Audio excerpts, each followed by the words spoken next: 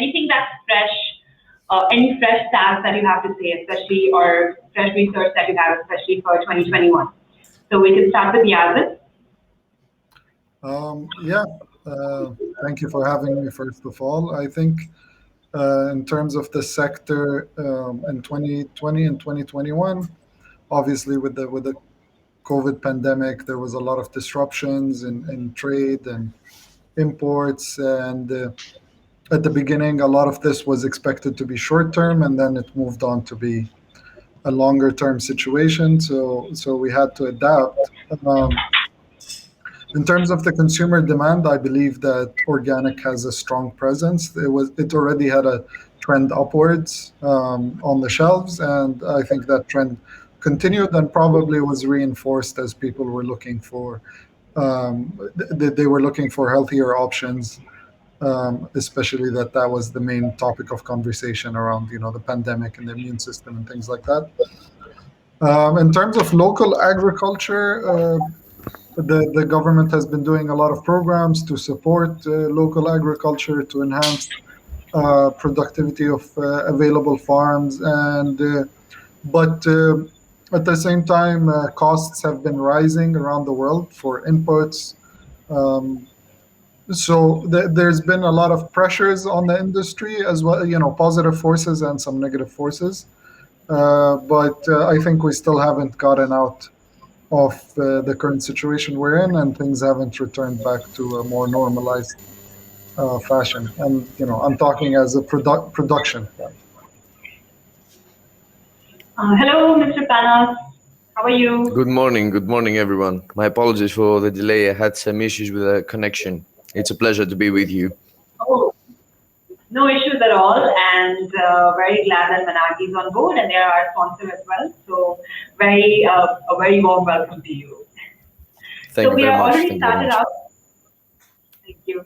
We are already started out with the questions. We're just right now gauging how the organic and natural sector is during 2021, and digital and how digital has played a role. So just passing this question on to Monique as well.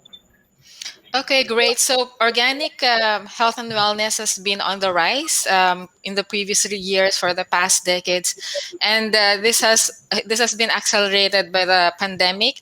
And we also have the Euromonitor Health and Wellness Survey, wherein we ask the consumers the reasons for consuming organic food, and at the top of the list is the health reasons, with 58% of them saying it's their reason, and it's because they associate it with food that has no GMO, no pesticides, and this is something that people really take into consideration nowadays. They want to eat healthier food. They want to make sure that they have a good immunity. They have a strong immune system.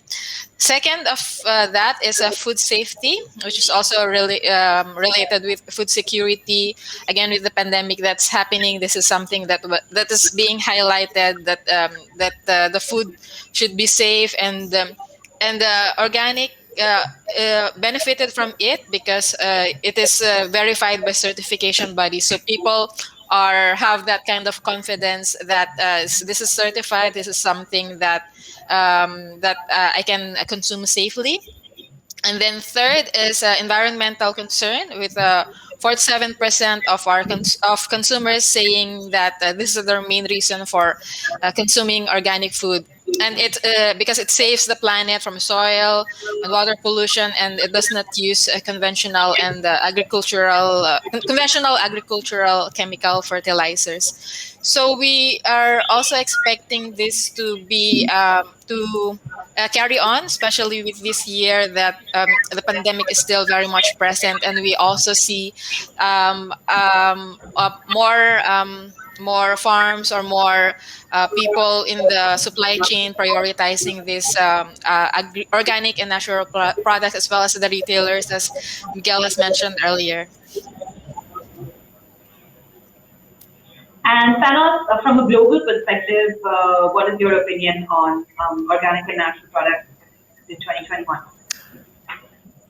Unfortunately, I missed the statements of Mr. Kodmani, but we will have the chance to discuss about more things in the continue.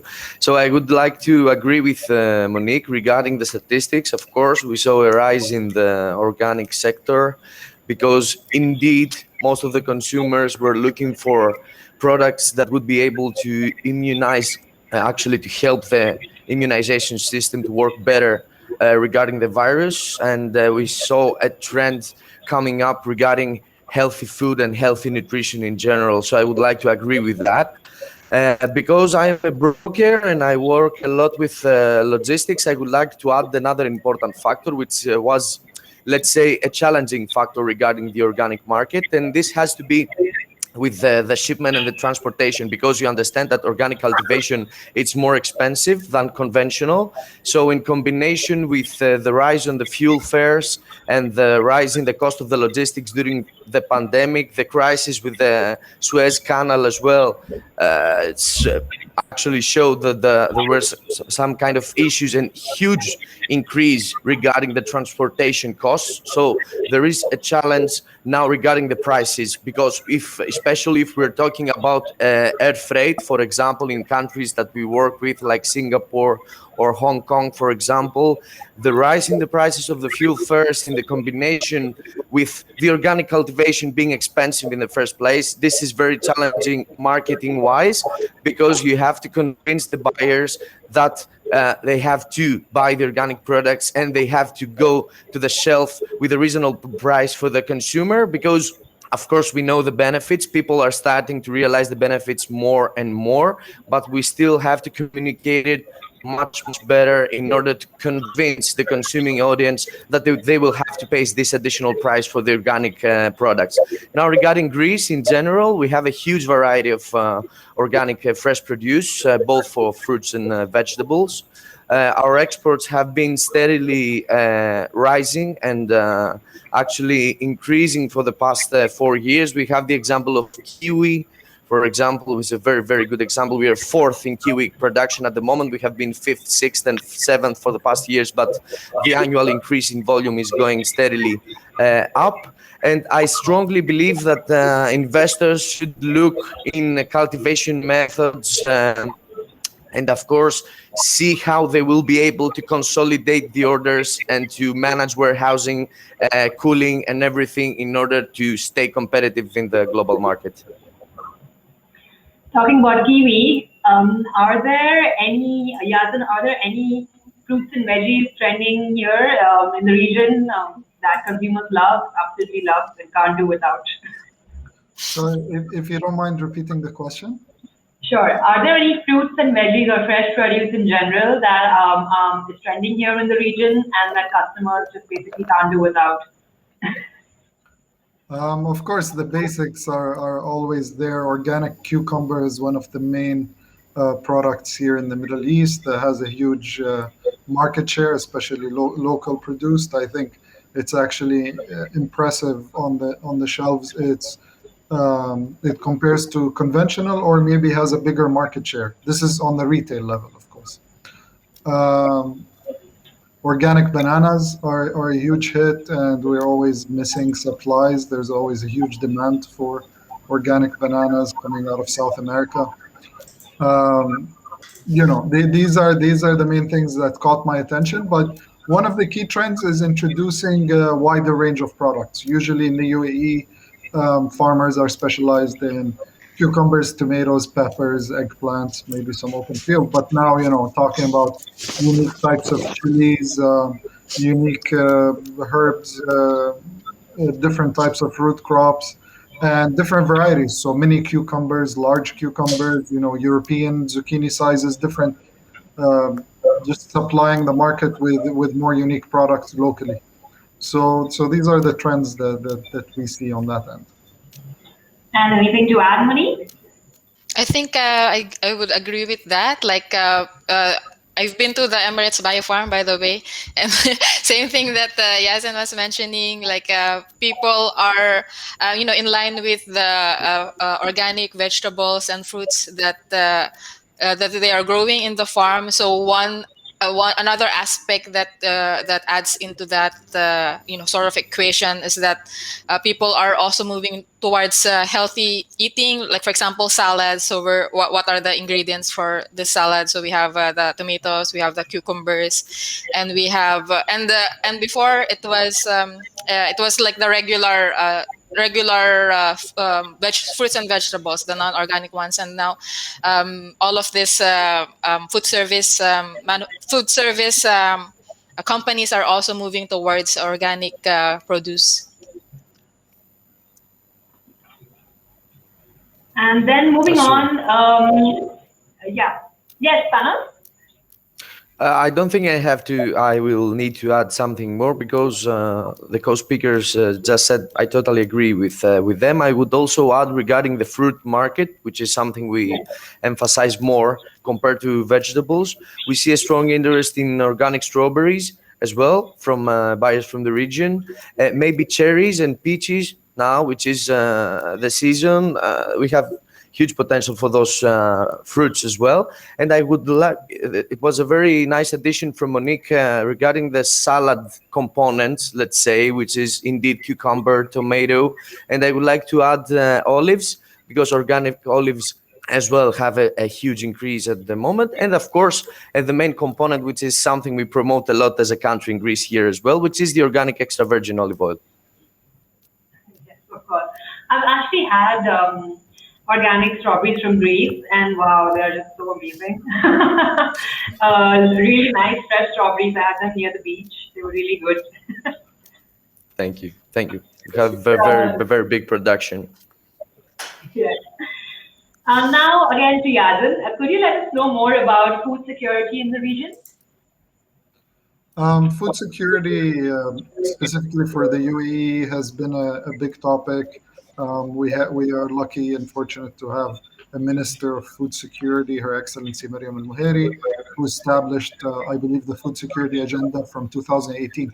So this topic was very important for the government, even before the pandemic, and when the pandemic started, it accelerated the urgency because you can see how supply chains can get disrupted and uh, and that affects national security.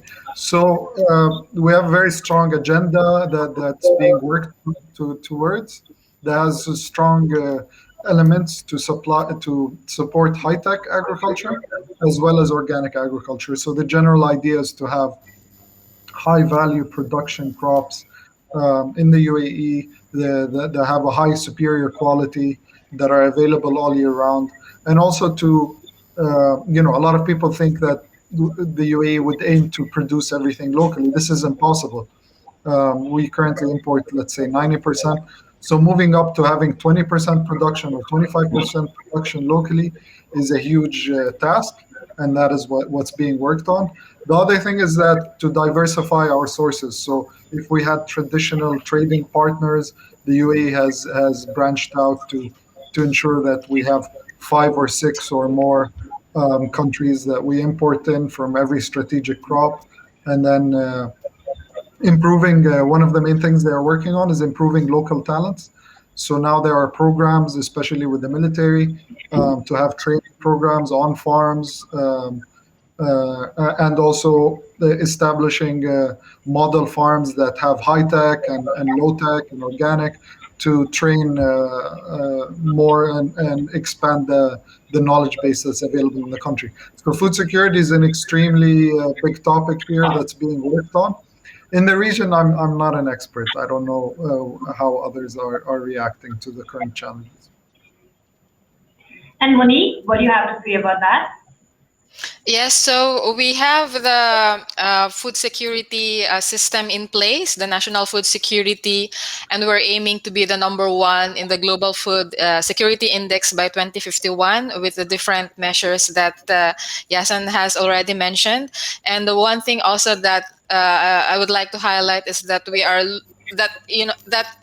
main um, uh, it's like because we have a desert, so it makes UAE push more towards looking at different alternatives in growing different fresh produce. So that's why we are ahead. We are ahead in terms of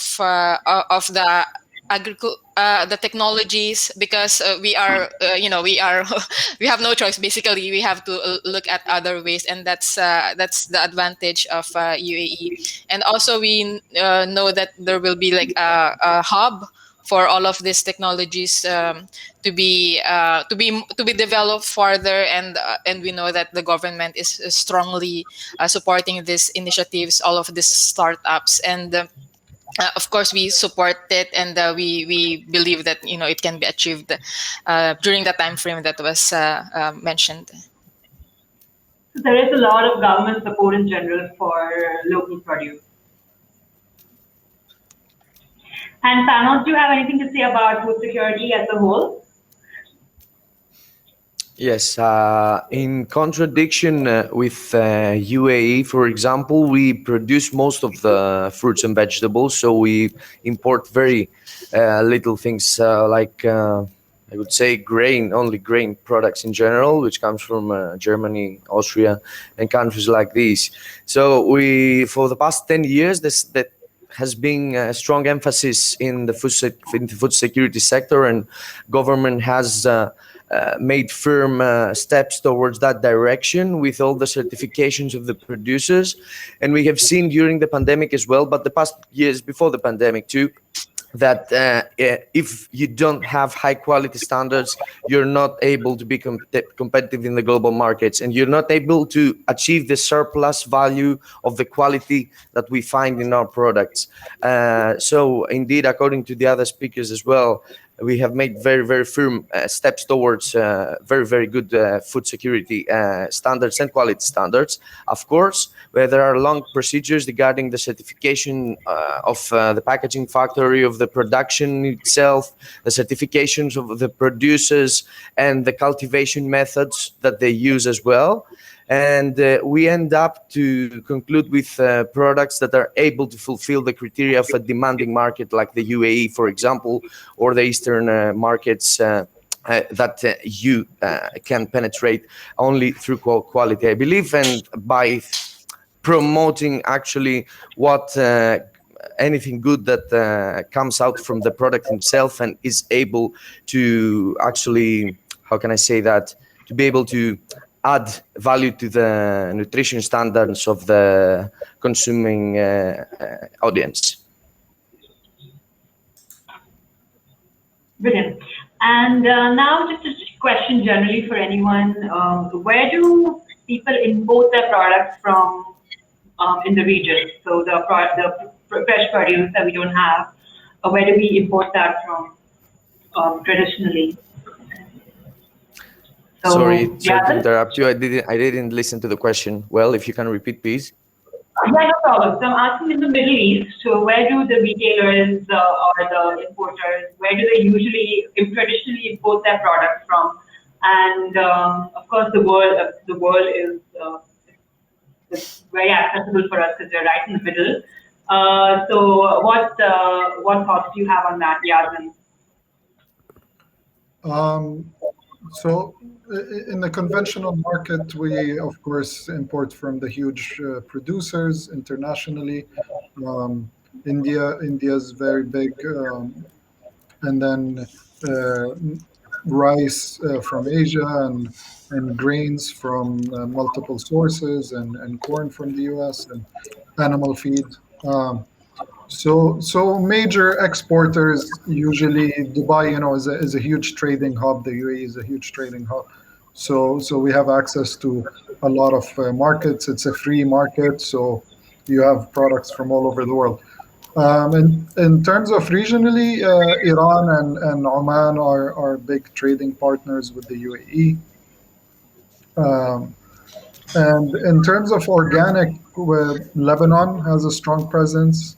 We are seeing the rise of Africa, Kenya, with organic. The high quality organic actually is coming here.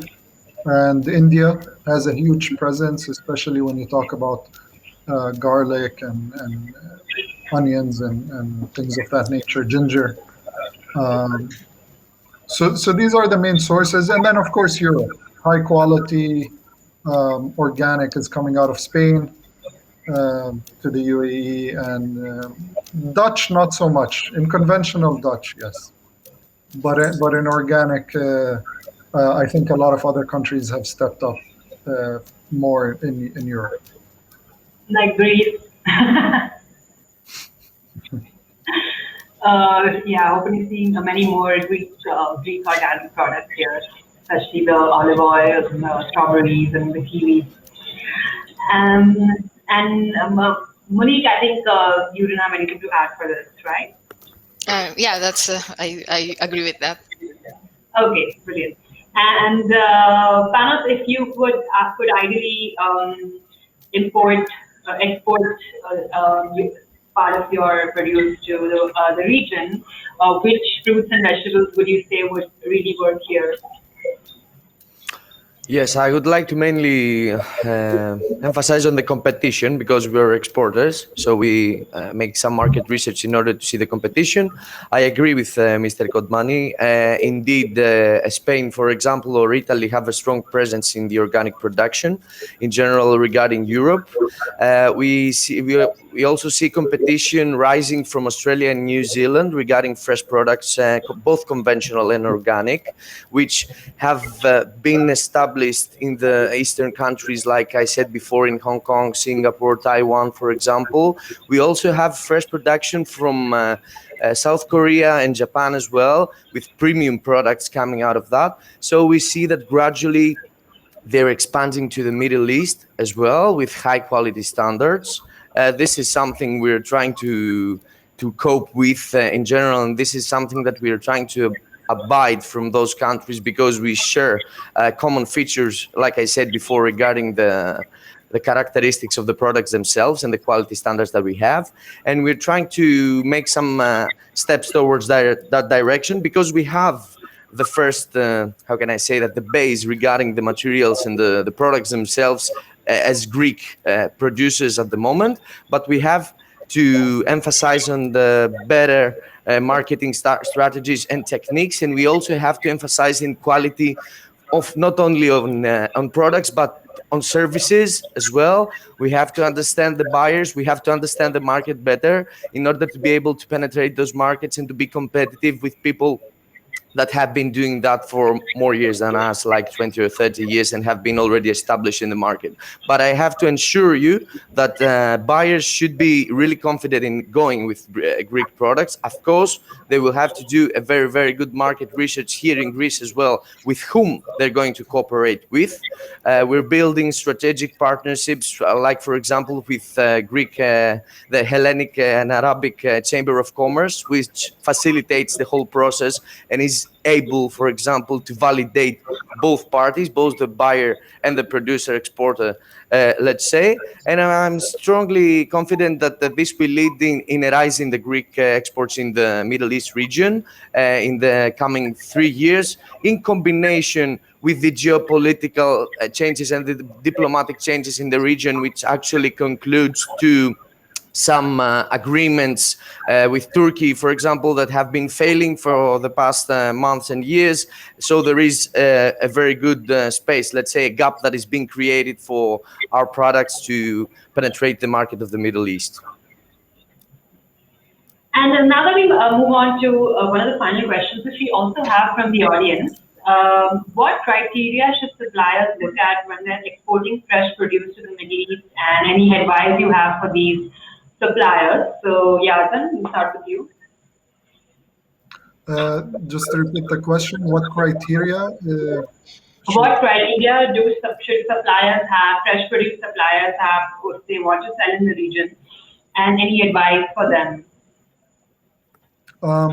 Yeah, the thing is, the region, we usually high quality is required, but at the same time, it's extremely competitive.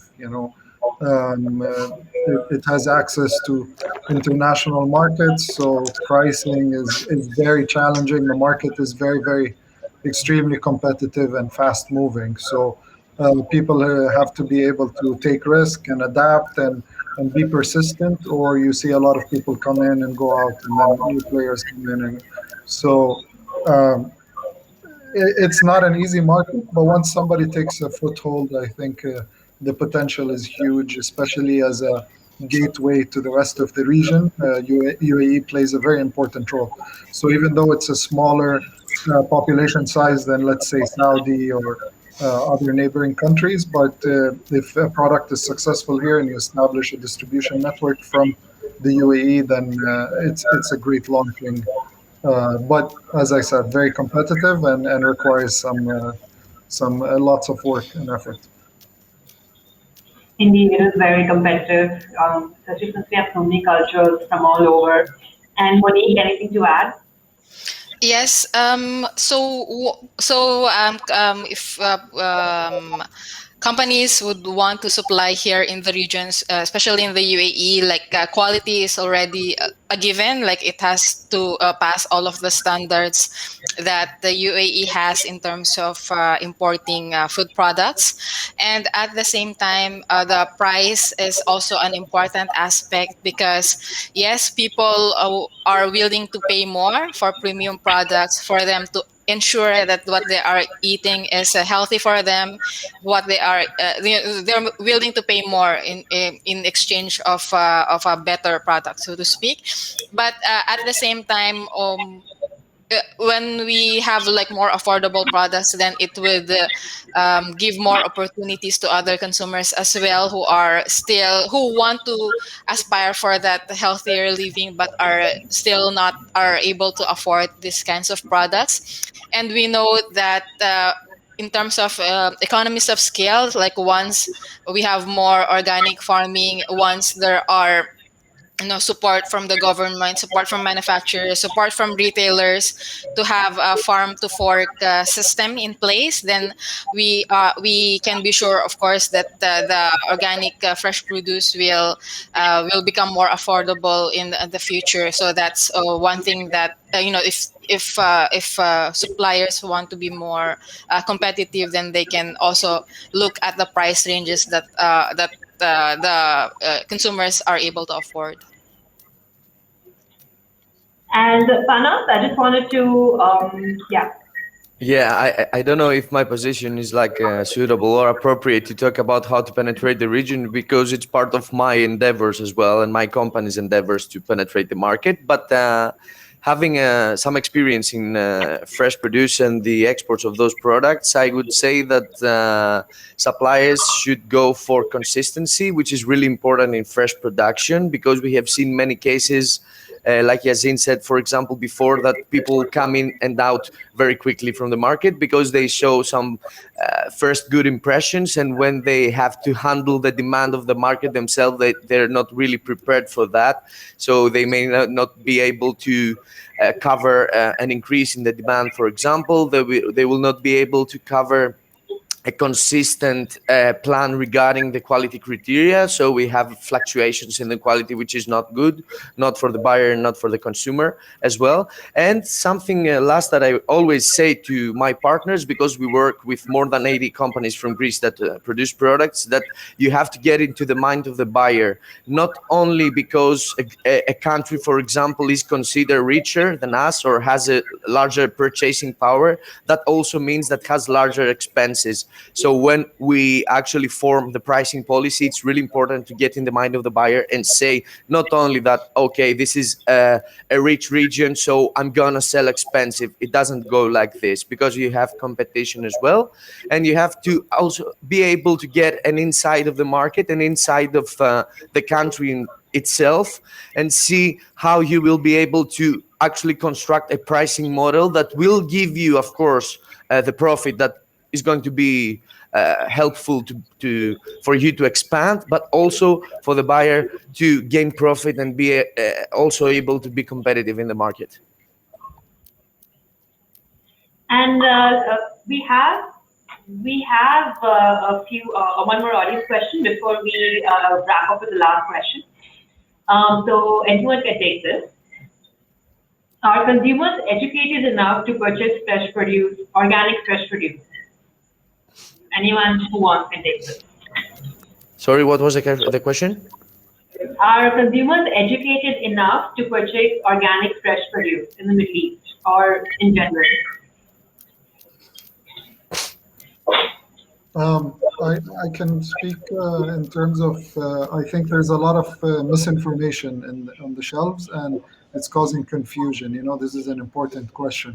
So the market knows that the consumers want healthier options, they want clean food, but unfortunately, there's a lot of production in place and systems in place that don't want to change. So instead, what's happening is just using different marketing terms and things that are misleading, and that causes mistrust from the consumers end. Um, and that is why it's very important to, for example, in organic, to have the proper certification on the product, and for the certification to be a trusted one. So educating the consumer on how to read labels and to have more stringent laws, I think, is very important. Today somebody can write pesticide free on a product without a single audit. Whereas if you need to write organic, then it needs to be certified. And we see people writing more than organic, better than organic. So the word organic shouldn't, or using a business name that says Organic Trading LLC, and then, or a website name that says organic in the name, but then having all types of products. So at the end of the day, it's if you use the word organic, then it should be certified. This is my opinion, and that is how the consumer will end up trusting the industry. Otherwise, we're going to harm ourselves in the long term. And now wrapping up, I wanted to ask your predictions for organic and natural over the next 6 months to a year or even beyond. So we'll start with Pana. Yes, definitely. What we see in general, like I said in the beginning of the conversation, like Monique pointed out correctly as well, is that we indeed see a turn regarding the trend, the consuming trends that have to do with healthy nutrition. Of course, organic is directly connected with healthy nutrition because of the cultivation method, without the pesticides, without the chemicals being used for the production of the goods, which also leads to a more natural product. But like Yazen said, for example, we have to be really careful when it comes to the products, because we have seen indeed a lot of companies taking advantage of just the title and just trying to market a product that looks like it's healthier, but in the long term you see that it's not. So I strongly believe that we will keep seeing this increase in buyers and of course consumers buying healthy food, organic food. We will see countries that will emphasize in this kind of production steadily rising in the preference of those audiences. And of course, if we have a firm strategy and a consistent strategy when it comes to marketing the products, and to be able to be always consistent without saying lies to the audience, and just trying in combination with the universities and the research that it's being done at the moment, we will help people being able to enjoy all those healthy products. So I really strongly believe that in the next 6 months, 1 year, and of course in more years as well, we will see a change to the statistics and the percentage that has to do with consuming organic products. And Monique, your thoughts? Yes, so as mentioned, like we'll still expect all of these healthy products, all of these organic and natural products to keep the momentum over the forecast period, and it's something that that was accelerated by the pandemic, and something that that would like stay within us, like it's something that we will not take for granted anymore. Because before it was like all of these healthy products, sometimes it's associated with being fashionable, being in the trend, being ahead of the curve in terms of diets. But now people are really realizing the science behind it, the facts behind it.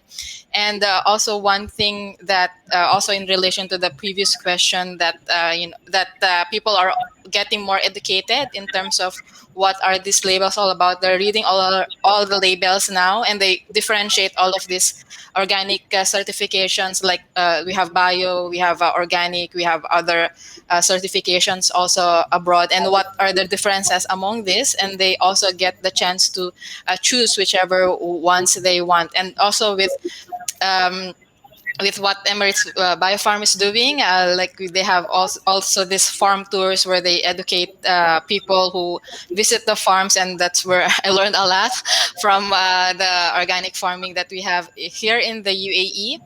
And yeah, so we expect it to be more and yeah, so we expect consumers to be more educated, to be more to read the labels more, and to really distinguish what's good for them, and then really check uh, and as mentioned earlier, there are like some marketing strategies that might be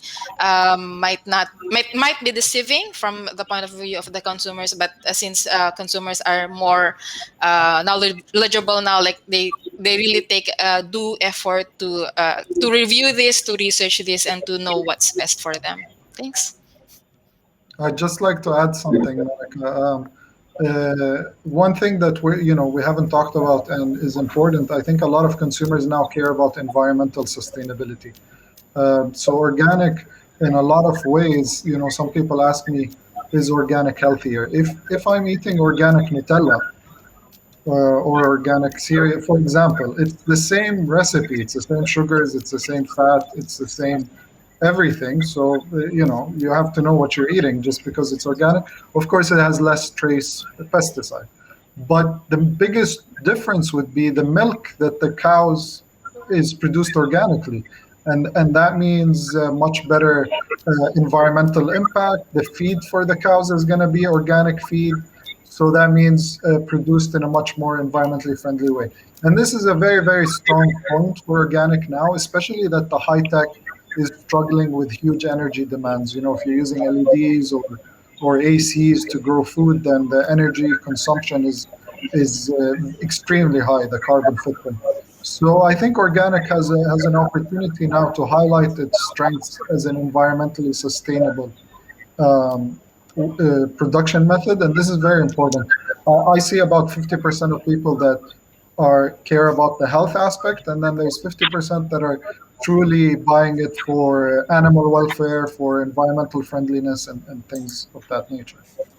Because we do organic eggs, so I know a lot of people care about the environment, the animal welfare of the chickens that produce the eggs for us. And we buy the feed from Indeed, a Greece, very so organic feed as well. Indeed, a very important point.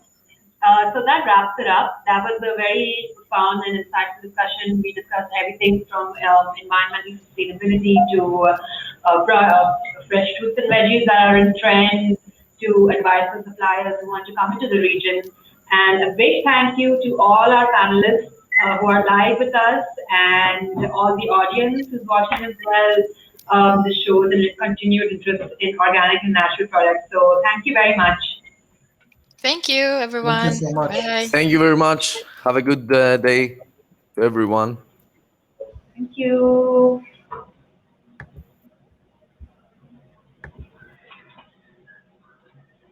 Thank you once again to all our viewers. To find out how you can get involved, drop an email to